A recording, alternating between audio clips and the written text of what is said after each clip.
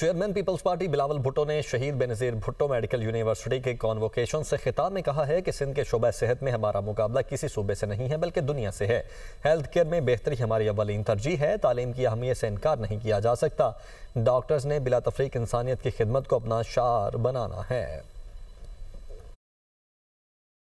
سندھ میں جو ہیلتھ کا شعبہ ہے، جو ہمارے انسٹیٹیوشنز ہیں، اس میں ہم نے انویسٹ کیا، ترجیح کیا، اور ہم نے بھی اپنی سیاست سندھ میں ہیلتھ کیئر انسٹیٹیوشنز کو بہتر کرنے کو ترجیح دیا ہے۔ ہم اب کسی اور صوبہ سے مقابلہ نہیں کر رہے ہیں، ہم دنیا سے مقابلہ کر رہے ہیں۔ In moments of crisis, doctors, nurses, paramedics and healthcare workers stand shoulder to shoulder with those who defend the nation, protecting life not with weapons, but with knowledge, courage, and compassion.